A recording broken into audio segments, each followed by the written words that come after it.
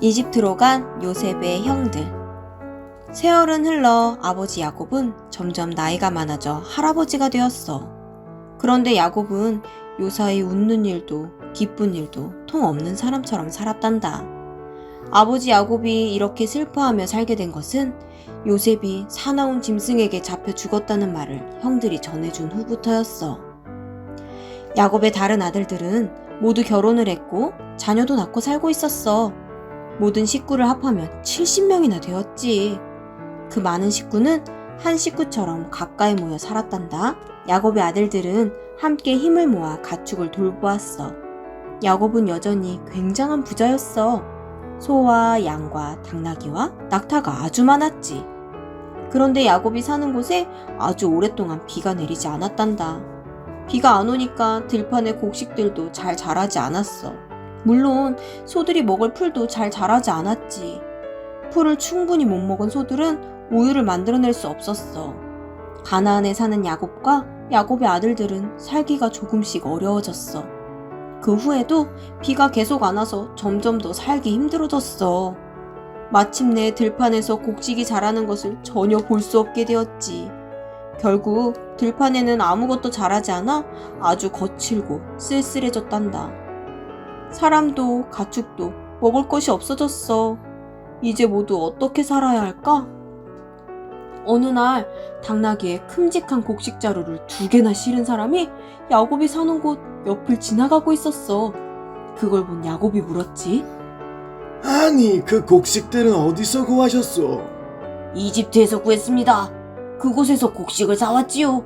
이집트에는 곡식이 많이 있습니다. 그곳에는 곡식이 자라고 있나 보지요. 야곱이 다시 물었지. 아닙니다. 거기도 이곳과 마찬가지로 곡식 한 톨 자라지 않습니다. 하지만 몇 년 전 곡식이 아주 잘 자라던 때가 있었대요. 그때 이집트 사람들은 커다란 창고를 많이 지어서 남은 곡식들을 차곡차곡 보관했다는군요. 이제 이집트 사람들은 흉년이 들어도 먹을 것 걱정은 안 한답니다. 총리님에게 가서 곡식을 살 수 있으니까요. 그 총리라는 분이 바로 곡식 창고를 책임지고 관리하는 분이죠. 그 말에 귀가 번쩍 뜨인 야곱은 당장 아들들을 모아놓고 말했어. 너희도 이집트에 한번 가봐라. 가서 곡식을 사오도록 해라. 조금 있다 곡식이 다 떨어지고 나면 우리 모두 굶어 죽게 생기지 않았느냐. 형들은 이집트에 가고 싶은 마음이 전혀 없었어. 오래전 요셉을 이집트로 팔아버린 것이 생각났거든. 이집트로 가는 외국 상인들에게 요셉을 팔았잖아. 하지만 지금은 어쩔 수 없었어. 그 이집트로 가야만 했지.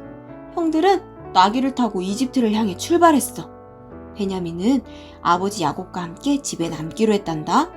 야곱이 베냐민 걱정을 이만저만 하는 것이 아니었거든. 베냐민에게 혹시 나쁜 일이 생기진 않을까 늘 걱정인 야곱이 베냐민을 함께 보낼 리가 없지. 베냐민도 라헬이 낳은 아들이었어.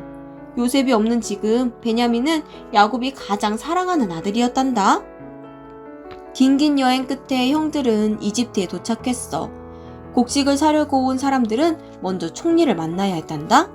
형들도 총리를 만나려고 다른 사람들처럼 차례를 기다리고 있었지. 마침내 형들의 차례가 되어 총리 앞에 가게 되었지.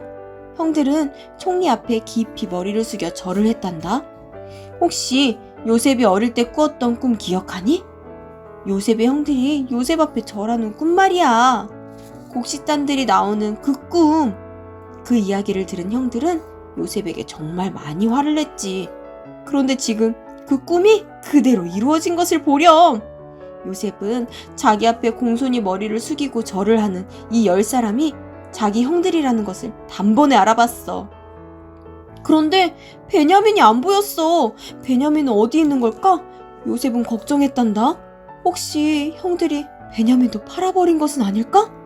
베냐민이 어디 있는지 당장 확인해봐야겠다고 생각했어. 요셉의 형들은 저 앞에 서 있는 높은 총리가 요셉일 거라고는 꿈에도 생각하지 못했어. 형들이 요셉을 팔 때 요셉은 고작 17살밖에 안 됐거든. 하지만 지금 요셉은 어른이 되었고 진짜 이집트 사람처럼 보였어. 요셉이 말했단다. 너희는 어디서 왔느냐? 아주 공손하게 형들이 대답했단다. 예, 저희는 가나안이라는 나라에서 왔습니다. 곡식을 사려고 이곳으로 왔습니다. 뭐라고? 요셉은 일부러 더 엄한 목소리를 내며 말했단다. 내가 너희 말을 믿을 것 같으냐? 너희는 첩자임이 틀림없다. 이집트를 몰래 살펴보려고 이곳에 온 것이 틀림없다. 나중에 너희 나라 군대를 이끌고 우리 이집트를 쳐들어오려는 계획을 세우고 이곳에 왔지. 형들은 그 말에 소스라치게 놀랐어. 아닙니다. 저희는 첩자가 아닙니다. 저희는 가나안에 사는 목자들입니다. 저희는 본래 형제가 12명이었습니다. 그런데 한 명은 죽고 다른 한 명은 늙으신 아버지와 함께 고향에 남아 있습니다. 그따위 말은 믿을 수가 없다. 여봐라! 이 자들을 당장 감옥에 가둬라. 요셉은 정말로 형들을 감옥에 가두었단다. 이제 형들은 감옥에 갇히는 것이 어떤 것인지 실제로 경험하게 되었지.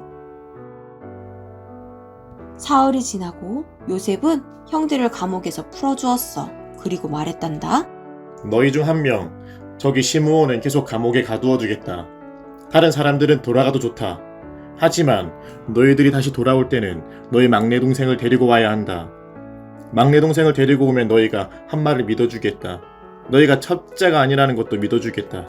하지만 너희가 만약 너희 막내 동생을 데려오지 않는다면 다음번에 곡식을 살 생각은 꿈에도 하지 말아라. 내 말을 명심해라. 그 말을 들은 형들은 얼마나 무섭고 슬펐는지 모른단다. 서로 이렇게 속삭였어. 예전에 우리가 요셉에게 몹쓸 짓을 했기 때문에 이런 벌을 받는 거야. 우리가 동생을 팔아버렸잖아. 요셉이 울면서 도와달라고 말할 때 못 들은 척 무시했잖아. 그때 한 잘못 때문에 지금 벌을 받는 것 같아. 형들은 자기들이 지금 주고받는 말을 총리가 알아들으리라고는 꿈에도 생각하지 못했지. 하지만 요셉은 형들의 말을 다 듣고 있었단다. 그 말을 듣던 요셉은 눈물이 나서 그 자리에 있을 수가 없었지. 급히 옆방으로 뛰어가 엉엉 울었단다. 형들 앞에서 울 수는 없으니까. 앞으로 얼마 동안은 형들 앞에서 계속 엄하고 무서운 총리인 것처럼 대할 생각이었거든. 자기가 동생 요셉이라는 것을 지금은 알려줄 수 없었어. 사실 요셉은 형들을 만나 아주 기뻤단다. 아버지와 동생 베냐민이 아직 살아있다니 그것도 기뻤어. 거기다 형들이 예전에 자기에게 못되게 굴었던 일을 후회한다는 말까지 들었잖아. 형들은 곡식을 사도 좋다는 허락을 받았어. 요셉의 종들이 자루 가득 곡식을 담아주었단다. 그리고 형들이 곡식을 사면서 낸 돈을 곡식 자루에 도로 넣었어. 곡식 제일 위에 슬쩍 올려놓았지. 총리가 된 요셉이 그렇게 하라고 시켰거든. 형들은 다시 고향 가나안으로 돌아가고 있었지. 곡식을 잔뜩 싣고서. 하지만 형제 중 한 명, 시므온은 이집트 감옥에 남겨둔 채 돌아가는 길이었어. 집에 돌아온 형들은 아버지에게 이집트에서 있었던 모든 일을 이야기했어. 그리고 자기들의 곡식 자루를 열어 사온 곡식을 보여드렸지.